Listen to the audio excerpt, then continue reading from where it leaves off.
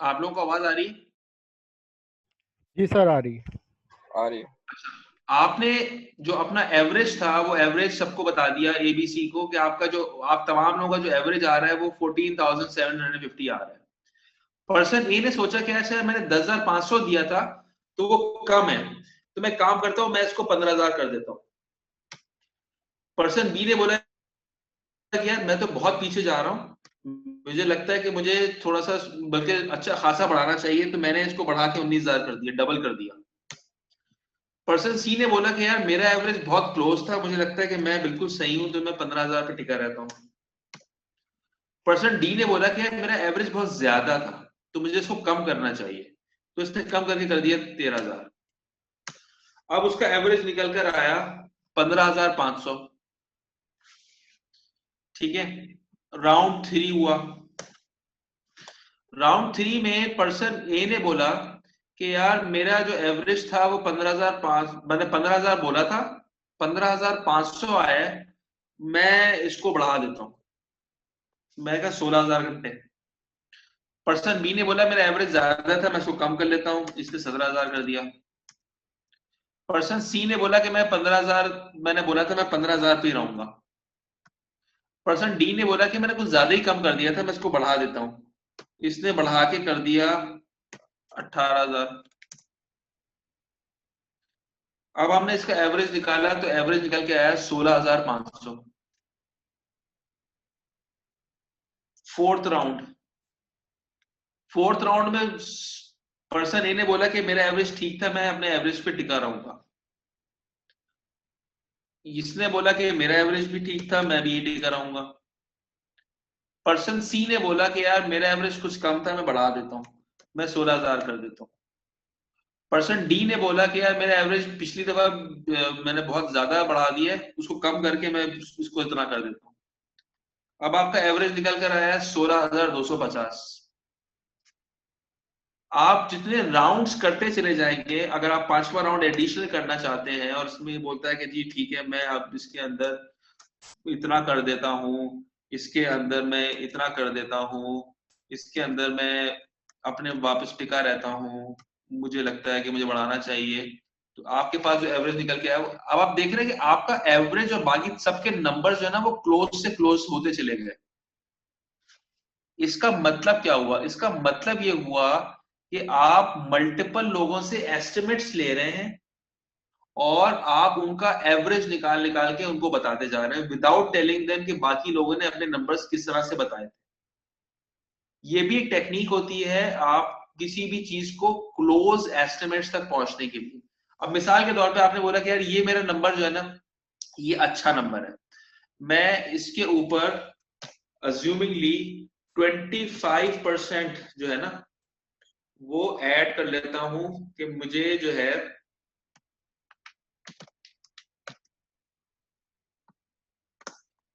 Client को क्या post करना है। मैंने कहा इसमें 25% मार्जिन रखूंगा और मार्जिन रखने के बाद मैं क्लाइंट को पुश करूंगा कि जी हमें ये काम करने के लिए 20,469 आवर्स लग रहे हैं। अब ये काम आपने 4 लोगों की मदद से 5 राउंड्स निकालने के बाद और उसमें 25% बफर रखने के बाद क्लाइंट को पिच किया। आपका ये वाला नंबर निस्बतन सेफ होगा कंपेयर टू अगर आपने सिर्फ इस वाले नंबर से लिया होता। पर्सन डी के पास से अगर आपने इंफॉर्मेशन ली होती, एक ही दिमाग आपने इस्तेमाल किया होता और एक ही पहले राउंड में काम किया होता, तो आप जो है ना ज्यादा चीज कोड कर रहे होते। और ऑन द कॉन्ट्ररी अगर आपने पर्सन बी की बात सुनी होती सिर्फ, तो आपके ये वाले आवर्स और 8,500 में बहुत ज्यादा फर्क है। तो एस्टिमेट्स को क्लोज करने के लिए ये डेल्फी टेक्निक भी इस्तेमाल की जाती है। ये डेल्फी जो है मैं टाइम के लिए भी इस्तेमाल कर सकता हूँ, ये डेल्फी टेक्निक मैं कॉस्टिंग के लिए भी इस्तेमाल कर सकता हूँ। मल्टीपल चीजें हैं जिसमें ये डेल्फी इस्तेमाल होती है। ठीक है, ये एक्सेल फाइल और ये सब चीजें भी मैं आप लोगों के साथ शेयर कर दूंगा आप लोगों के रेफरेंस के तौर पर। ठीक है, यहां तक मामला क्लियर है?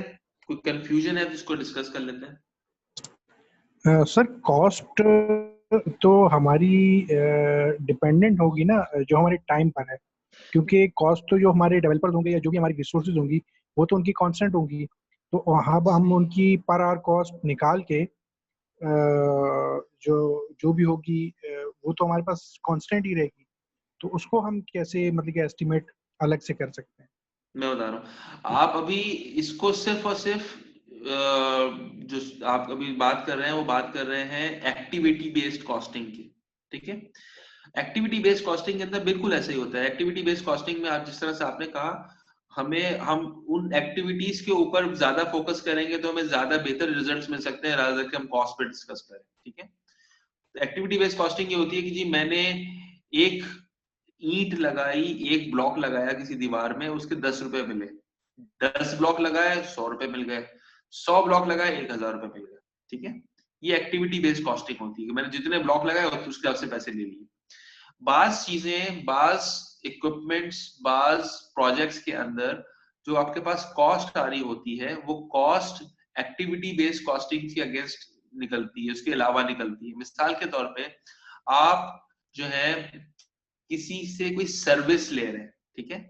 वो सर्विस, अब मिसाल के तौर पे ये 3 पर्सन्स की जगह 3 सॉफ्टवेयर कंपनीज होती जो अपना अपना मार्जिन भी रख रही होती, जो अपनी कॉस्टिंग के लिए जो मामलात हैं उसमें प्रॉफिट शेयरिंग के जो मामलात हैं उसके लिए डिफरेंट फिगर्स यूज कर रहे होते। तो वहां पे आपको क्लीन एक्टिविटी नहीं मिल रही होती। यहाँ तो हमने नंबर ऑफ आवर्स की बात की है ना।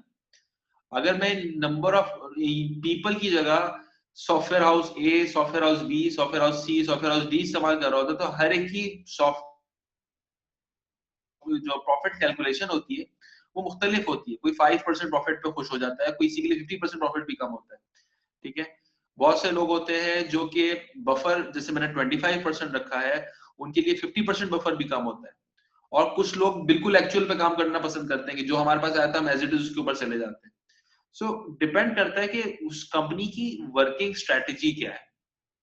तो यहाँ पे कॉस्टिंग में इस तरह से इस्तेमाल कर सकता था, अगर यहाँ पे पीपल की जगह और आवर्स की जगह मैं ओवरऑल कॉस्ट की बात कर रहा होता, तो यहाँ पे मेरे पास ओवरऑल कॉस्ट के रिजल्ट्स भी निकल सकते थे एवरेज, ठीक है। ठीक है सर। ये मैं आप लोगों से कर लूंगा। अच्छा जी, यहाँ तक मामला क्लियर है, हमें ये अंदाजा हो गया है कि हम जो है जिस चीज की बात कर रहे थे वो बात दरअसल जो है इस बात के ऊपर हो रही है कि हम अपने एस्टिमेट्स के ऊपर कितना टाइम स्पेंड कर रहे होते हैं, ठीक है। अच्छा, अब मैं दोबारा से वो प्रेजेंटेशन शेयर कर रहा हूँ।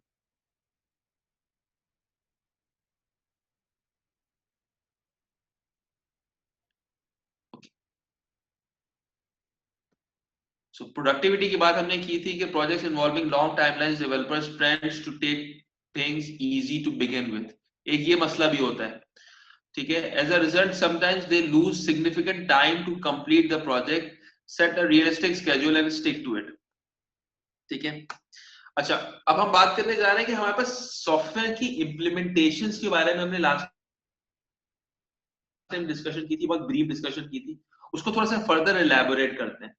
अगर मैं बात करता हूं कि सॉफ्टवेयर इम्प्लीमेंटेशन की, तो हो सकता है कि आप सॉफ्टवेयर अपने ही किसी इन्वायरमेंट के लिए बना रहे हो। मिसाल के तौर पे आप जो है यूनिलीवर एक कंपनी है, यूनिलीवर का आईटी डिपार्टमेंट जो है वो एक सॉफ्टवेयर डेवलप कर रहा है जो कि यूनिलीवर के अंदर ही इस्तेमाल होना है। कोई ईआरपी डेवलप हो रहा है, कोई एचआर सॉफ्टवेयर डेवलप हो रहा है, कोई फाइनेंस का सॉफ्टवेयर डेवलप हो रहा है जिसको ईआरपी के अंदर ही इस्तेमाल, सॉरी, यूनिलीवर के अंदर ही इस्तेमाल होना है। तो आप सॉफ्टवेयर डेवलप करते हैं फॉर ओन एनवायरनमेंट। आप एक सॉफ्टवेयर कंपनी है और आप किसी क्लाइंट के लिए कुछ चीज डेवलप करते हैं, then means you are developing a software for an external environment. बाज दफा आप अपनी ही कंपनी के लिए कुछ सॉफ्टवेयर परचेज करते हैं कि आप कोई, आपने जो है ना माइक्रोसॉफ्ट डायनामिक्स ले लिया, सैप ले लिया और आपने अपने एनवायरनमेंट में उसको इम्प्लीमेंट कर लिया।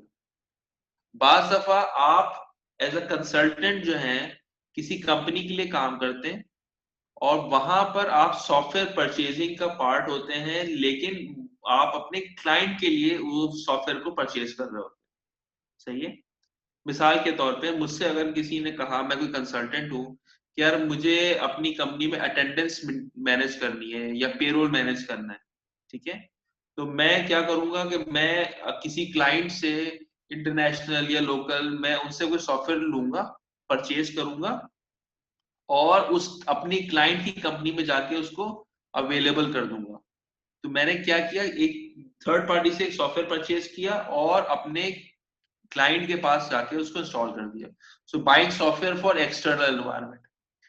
और कुछ लोग जो है उनका काम ही ये होता है, कुछ कंपनीज होती हैं जिनका काम ही ये होता है कि वो थर्ड पार्टी सॉफ्टवेयर परचेज करते हैं और एक्सटर्नल एनवायरनमेंट के लिए लेते हैं। यानी कि उन्होंने क्या किया, उन्होंने क्लाइंट रिक्वायरमेंट्स बाद में देखी, लेकिन उन्होंने क्या करके इंटरनेशनली जो अच्छे सॉफ्टवेयर कंपनीज हैं उनके साथ उनके प्रोजेक्ट सॉफ्टवेयर लिए और लोकल मार्केट में या अवेलेबल मार्केट के अंदर उन्होंने सॉफ्टवेयर को सेल आउट करना शुरू कर दिया। ये 5 बेसिक टाइप्स पॉसिबल हो सकती हैं जहां पे आप सॉफ्टवेयर की किसी न किसी तरीके से इम्प्लीमेंटेशन कर रहे हैं। ठीक है, अब मैं ब्रीफली आपसे पॉइंट 4 और 5 में क्या डिफरेंस क्या है सर? देखिए, पॉइंट 4 और 5 के अंदर डिफरेंस ये है कि यहाँ पर एक्सटर्नल एनवायरनमेंट जो है ना वो आपको पहले से नोन है। मैंने आपको जो एग्जांपल अर्ज की है वो अर्ज ये की थी कि मेरा एक क्लाइंट है, उसने मुझे कहा कि मुझे पेरोल का सॉफ्टवेयर चाहिए, तो मेरे पास जो एक्सटर्नल एनवायरनमेंट है ना उसके बारे में मुझे पता है। ठीक है, मैंने उसकी रिक्वायरमेंट को मद्देनजर रखते हुए मल्टीपल पेरोल के सॉफ्टवेयर इवेलुएट किए और उसकी रिक्वायरमेंट और अपने जेब के हिसाब से उसको एक सॉफ्टवेयर लेके दे दिया। 5वीं वाले एग्जांपल के अंदर ये है कि मेरी कोई क्लाइंट लिस्ट फिक्स नहीं है, मैंने मल्टीपल सॉफ्टवेयर हाउसेस से इंटरनेशनली या लोकल उनके पेरोल सिस्टम्स इवेलुएट किए और इवेलुएट करने के बाद मैंने ओपन मार्केट में इसको सेल करना शुरू कर दिया, यानी कि एक्सटर्नल एनवायरनमेंट ढूंढ के वहां पे इंप्लीमेंट करना शुरू कर दिया।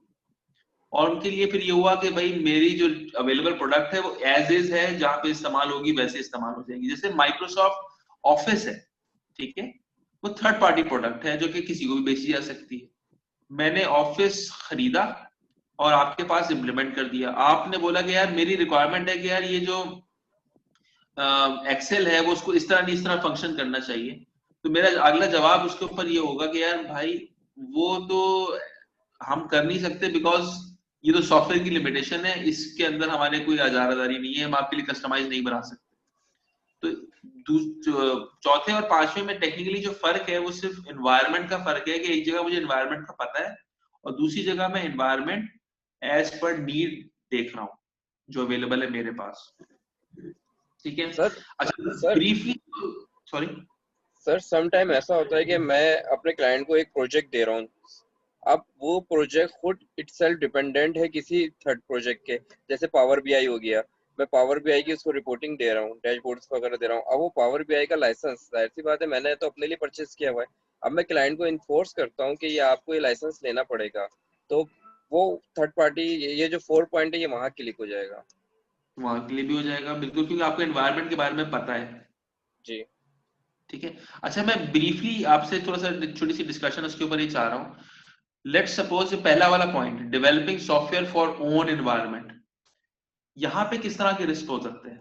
ओन एनवायरनमेंट है, आप वहीं पर हैं, जो लोग हैं जो आपके जो स्टेक होल्डर्स हैं, जो क्लाइंट्स हैं, आपके एंड यूजर हैं, वो तमाम लोग आपके अपने एनवायरनमेंट में एग्जिस्ट करते हैं। ठीक है, और आप सॉफ्टवेयर खुद ही बना रहे हैं, यहाँ सर पे किस तरह के रिस्क होते हैं? इसमें सबसे बड़ा रिस्क ये होता है कि इसमें हमने एक एस्टिमेशन ही नहीं होती है। जैसे एक सपोज एक टाइम शीट सॉफ्टवेयर हाउस अपने लिए डेवलप कर रहा होता है, तो वो मेंटेन कर रहे होते हैं, लेकिन वो प्रायोरिटी जो बाहर के प्रोजेक्ट होते हैं सबसे पहले उनको देते हैं। तो उस चक्कर में ऐसा होता है कि ये वाला प्रोजेक्ट जो होता है ये मेच्योर नहीं हो पाता, ये डिले मोड पे चल रहा होता है कि हाँ टाइम बचेगा ये भी कर लेंगे, टाइम बचेगा ये भी कर लेंगे। तो लेकिन हो तो जाता है, लेकिन बस यहाँ पे इसका डिले घर की बहुत मुर्गी ज्यादा दाल रहता है। बराबर। ऐसा ही होता है एग्जैक्टली, क्योंकि इसको हमने घर की पे ना मुर्गी दाल किसी, बराबर। ना इससे हमने हमें पैसे आते हैं और ना हमने इसको किसी को जवाब देना होता है, सिंपल इज दैट। ठीक है, और क्या हो सकता है? रिक्वायरमेंट के हवाले से भी होता है कि इसके बारे में हमें कोई रिक्वायरमेंट भी नहीं होती है कि इसके क्यों अलावा हम कोई और पॉसिबल रिस्क आप आइडेंटिफाई कर सकते हैं पहले वाले के लिए? सर रेगुलेशन चेंज हो जाती है, सबसे बड़ा इशू फाइनेंशियल सॉफ्टवेयर में। स्टेट बैंक अपनी कोई चीज ले आता है अचानक से। सर इसमें सबसे बड़ी लेकिन ये जो वाला मसला हमारे जो पास आप रिस्क समझते होता है हैं टाइम कहीं का। भी आ सकता है, ये आपके अपने एनवायरनमेंट में भी आ सकता है और एक्सटर्नल एनवायरनमेंट में भी आ सकता है। सर इसमें टाइम का ही हमारे पास सबसे बड़ा रिस्क हो सकता है, क्योंकि जैसे हुमायूं ने कहा कि बस वो हमें टाइम मिलेगा तो हम कर लेंगे, तो उसको अगर हम एस्टिमेट करेंगे कि हम 2 महीने में बना लेंगे, लेकिन वो हमारे पास चूंकि कुछ और अर्जेंट टास्क आएंगे तो हम उसको साइडलाइन करके दूसरे टास्क में बिजी हो जाएंगे। तो इसमें सबसे बड़ा रिस्क टाइम का आ सकता है तो कि बेसिकली टाइम आपकी उसका जो है बात वो ये है बढ़ कि सकता आप ये कहना चाह रहे हैं कि प्रायोरिटाइजेशन का मसला हो सकता है। है। जी सर, उसकी प्रायोरिटी कम होगी सर। अच्छा, मैं एक एग्जांपल आपको और देता हूँ। आप सब लोग माशाल्लाह से सॉफ्टवेयर इंजीनियरिंग में मास्टर्स कर रहे हैं, ठीक है? मैं कोई गलत तो नहीं कह रहा हूँ? जी हमारे सर। पास कोई बीकॉम करने वाला तो यहाँ नहीं बैठा हुआ, राइट? सारे सॉफ्टवेयर इंजीनियरिंग में मास्टर्स कर रहे हैं माशाल्लाह, और अल्लाह ताला ये बहुत अच्छे दिन, जल्दी से ये अच्छे दिन भी आए कि आप क्लोज करें और अपने साथ डिग्री एसोसिएट करें।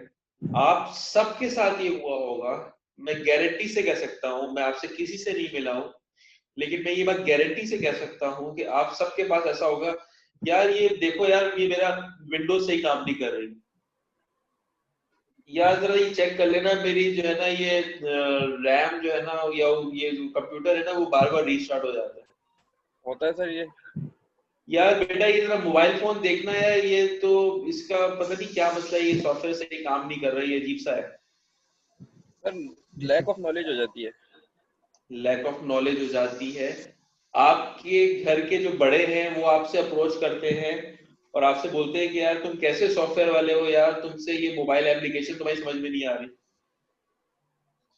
ऐसा ही है। सही है। या फेसबुक के ऊपर ये कमेंट का जो है ना, ये ऐसा क्यों दिख रहा है, ये बाकी लोग जो है ना ये मेरे कमेंट्स क्यों पढ़ रहे हैं, वगैरह वगैरह। अब यहाँ पर हो क्या रहा है, यहाँ पे हो ये रहा है कि चूंकि आप उनकी अप्रोच में हैं और उनकी ये अंडरस्टैंडिंग है कि आप एक सर्टेन डोमेन में अपनी एक्सपर्टीज रखते हैं, तो वो आपसे कुछ ज्यादा ही एक्सपेक्ट करना शुरू हो जाते हैं कि आपको फेसबुक की भी टेक्निकल नॉलेज होगी, आपके पास मोबाइल एप्लीकेशन की भी टेक्निकल नॉलेज होगी, और कंप्यूटर हार्डवेयर तो आपके बाएं हाथ का खेल है, आप उसको भी देख लेंगे। और ये सीडी अगर नहीं चल रही है, ये डीवीडी मैंने लगाई थी, इसके पास क्रैश आ गया तो मैं क्या करूं, या मेरी यूएसबी जो है ना वो उस पे से डेटा रिट्रीव नहीं हो रहा तो मैं क्या करूं। Everybody try to expect lot of from you, क्योंकि उनकी अपनी नॉलेज उस डोमेन के अंदर कम होती है, ठीक है? जब आप इन हाउस सॉफ्टवेयर डेवलपमेंट कर रहे होते हैं और अपने लिए, अपने एनवायरनमेंट के लिए कुछ चीज डेवलप कर रहे होते हैं, थोड़ी देर के लिए हम अज्यूम कर लें कि आपकी प्रायोरिटीज भी अवेलेबल हैं। सबसे बड़ा मसला जो आता है वो एक्सपेक्टेशंस का आ जाता है, स्टेक होल्डर मैनेजमेंट का आ जाता है। मैनेजमेंट चूंकि अमूमन टेक सेवी नहीं होती, उनके पास ये टेक्निकल नॉलेज नहीं होती, तभी उन्होंने आपको हायर किया होता है।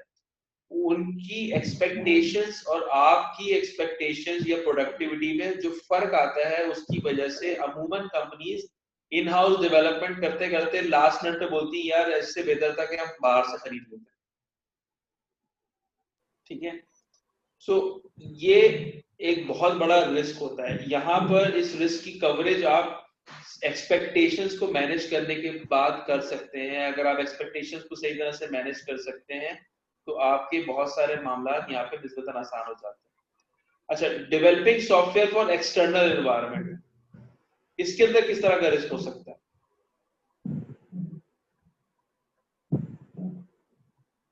सर इसमें जो अभी तक हमने तमाम किए हैं कि हमारी टाइम की एस्टिमेशन अगर रॉन्ग होंगी तो हमारा कॉस्ट ओवररन हो जाएगी, और इसमें अगर हमने ज़्यादा कॉस्ट रखी तो मार्केट में कंपटीशन की वजह से जो है वो हमारी जो है वो प्रोडक्ट हो सकता है ना बिके। तो इस किस्म के रिस्क इसमें होते हैं। इसमें तो सर सारे रिस्क लाई करेंगे एक्सटर्नल एनवायरनमेंट में। बिल्कुल ठीक है। और एक प्रोडक्ट रिस्क थोड़ा सा आपके पास कम होगा, जिसके अंदर घर की मुर्गी दाल बराबर वाला सीन था ना। सर इसमें रिक्वायरमेंट होगी और प्रायोरिटी भी होगी। रिक्वायरमेंट भी की विजन क्लियर होगा कि वो चाहते क्या है। अपने वाले में तो ये होता है ना, हमें पता ही ज्यादा ये होता है कि अच्छा देख लेंगे, लेकिन उसमें ये होता है कि वो ये चाहते हैं और अब ये करना है।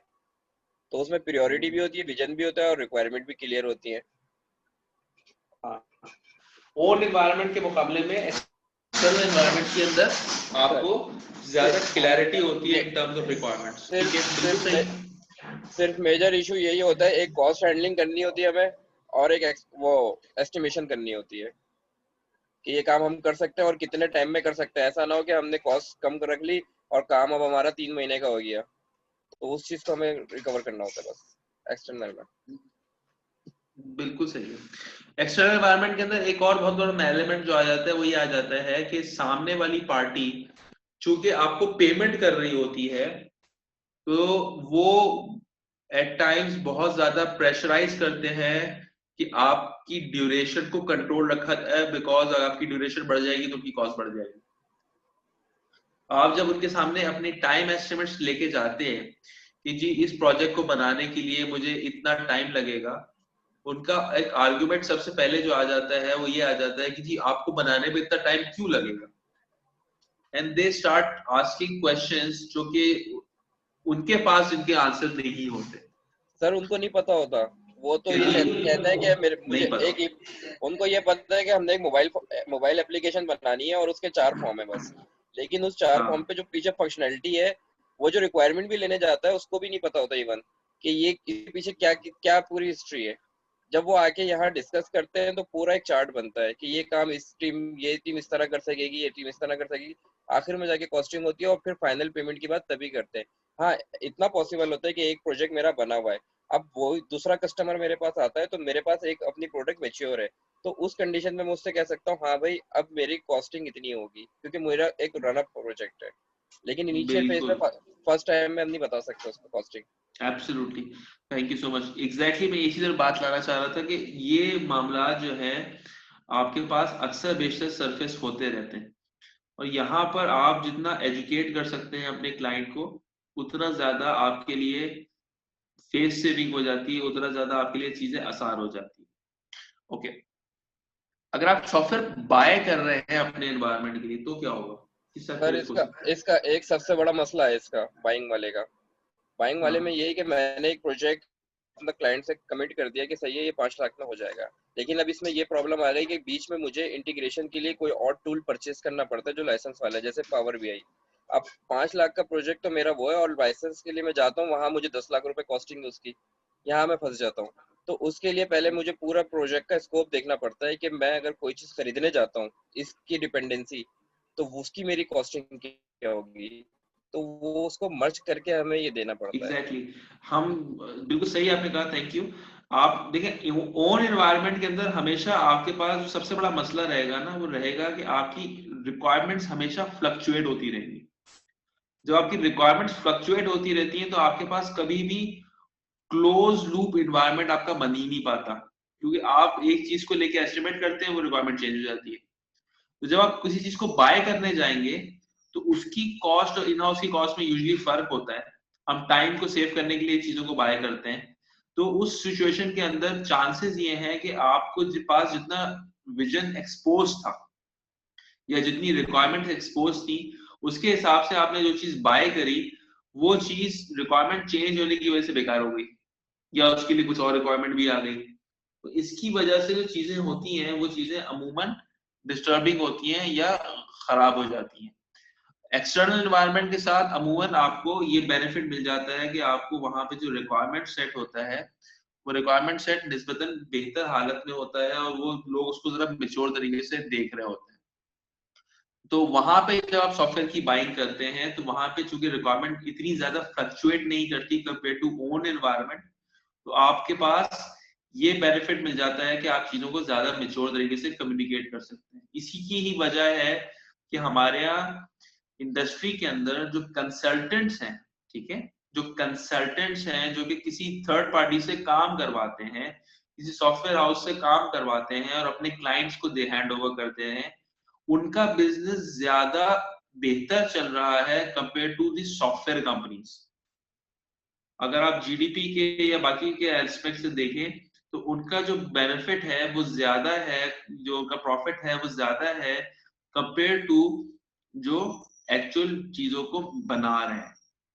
जो थर्ड पार्टीज होते हैं या सर्विस ओरिएंटेड वो कंसल्टेंट्स होते हैं, उनकी अर्निंग ज्यादा होती है कंपेयर टू दिस, बिकॉज वो किसी और से बनवा रहे होते हैं और उनको दोनों डोमेन्स की नॉलेज अच्छी होती है, तो वो चीजों को अच्छे तरीके से डेवलप कर देते हैं। थर्ड पार्टी सॉफ्टवेयर आप बाय कर रहे हैं, बेच रहे हैं एक्सटर्नल एनवायरनमेंट के लिए, यहाँ पे किस तरह का रिस्क हो सकता है? सर इसमें 3 चीजें हो सकती हैं। इसमें सबसे पहले तो ये हो सकता है कि मैं जो चीज कस्टमर मेरा उसका बजट कम है सपोज, और वो चीज मेरी महंगी रही है, मैं उसके लिए लेने जा रहा हूँ क्योंकि मेरा प्रोजेक्ट उससे सिंक है, वो कहता है मेरा बजट नहीं है, तो वहां मेरा भी जो मैं उसको भी जो प्रोजेक्ट दे रहा हूँ वो भी नहीं चल पाएगा क्योंकि डिपेंडेंसी फैक्टर है। तो ये एक रिस्क तो ये हो गया कॉस्ट के हवाले से। सेकंड रिस्क होता है इसमें इंटीग्रेशन का। इंटीग्रेशन ये है कि मेरा प्रोजेक्ट जो थर्ड पार्टी में लेने वाला हूँ उससे सिंक हो पाएगा भी या नहीं हो पाएगा, डेटा फ्लो अप होगा या नहीं होगा। तो मुझे अपनी इंटीग्रेशन भी देखनी है कि ऐसा ना हो कि मैं थर्ड पार्टी टूल तो उसके लिए ले लूँ और मेरा ही काम ना चल पाए उसके पास, तो मेरा प्रोजेक्ट फेल हो जाएगा। और थर्ड इसके अंदर मसला आता है सबसे बड़ा सिक्योरिटी का, कि मैं अपने प्रोजेक्ट पे अपने लेवल से तो सिक्योरिटी कर देता हूँ, लेकिन अब जो उसके लिए मैं टूल खरीद रहा हूँ वो मेरा लूप बैक तो ना बन जाएगा कहीं। ये 3 चीजें ज्यादा होती हैं जो हमें रिस्क फैक्टर को देखना पड़ता है। बिल्कुल सही है। इसके अंदर एक और एस्पेक्ट होता है, वो ये कि आप किसी भी मॉडिफिकेशन या किसी भी कॉन्फ़िगरेशन या इंटीग्रेशन के लिए मोहताज हो जाते हैं उस थर्ड पार्टी के, क्योंकि वो लिमिटेशन फैक्टर आ जाता है और फिर हमें ये क्लाइंट को बताना पड़ता है पहले कि भाई ये चीज अगर आप ले रहे हैं, और बाद वक्त क्लाइंट डिमांड भी करता है कि ये चीज मैं लूंगा, या उसने पहले से ली भी होती है, वो कहते हैं ये चीज हमारे पास है, अब आपने खाली ये पीस ऑफ वर्क करना है और ये आप करके दे दें। मतलब इस मिनी प्रोजेक्ट उन्होंने हमें दे दिया, तो वहां हम लिमिटेशन देखते हुए ही फिर अपनी कोडिंग कर रहे होते हैं अगर उसने पहले से लिया हुआ है। और अगर वो बाद में लेता है तो जो चीज हम उसको दिला रहे हैं या वो खुद डिजायर कर रखता है तो उस चीज की लिमिटेशन हमें देखनी पड़ती है पहले। बिल्कुल ठीक है। बाकी क्लास में ये जो हमने 5 डिफरेंट डोमेन्स ये इम्प्लीमेंटेशन टाइप समझ आई, क्लियर है ये? सर इसमें जो 5th वन है, इसमें ये भी चीज़ हो सकती है कि हमारी जो रिक्वायरमेंट है हमें उस पर कॉम्प्रोमाइज़ करना पड़ सकता है, कि यानी कि अगर मैंने थर्ड पार्टी सॉफ्टवेयर लिया और मैं वो आगे किसी और को बेच रहा हूँ, तो वो चूंकि एक ऑलरेडी डेवलप्ड प्रोडक्ट है, और लाइक जैसे अभी आपने एग्जांपल दी एमएस ऑफिस की, या एक्सेल या पावर पॉइंट हम कोई वो यूज़ करना चाह रहे हैं, तो वो जब हम उसको देते हैं तो वो उसकी एक्सपेक्टेशंस कुछ ज़्यादा थी कि नहीं यार इसमें ये भी चीज़ हो, तो उसको हम कहते हैं कि नहीं यार ये तो पॉसिबल नहीं है, तो उसको अपनी रिक्वायरमेंट्स जो है वो उस पर थोड़ा सा कॉम्प्रोमाइज़ करना पड़ सकता है। बिल्कुल सही, बिल्कुल सही। अच्छा, मैं एक 15 मिनट का ब्रेक लेना चाहता हूँ। हम मेरे पास इस वक्त घड़ी में क्या टाइम हो रहा है? सर सेशन जल्दी ऑफ कर लेते हैं थोड़ा। 8:50 हो रहा है। 9:05 पे हम क्लास को रिज्यूम करेंगे और उसके बाद फिर इसको 9:30 तक खत्म कर लेंगे, ठीक है? ओके सर, चलो, थैंक यू। 9:05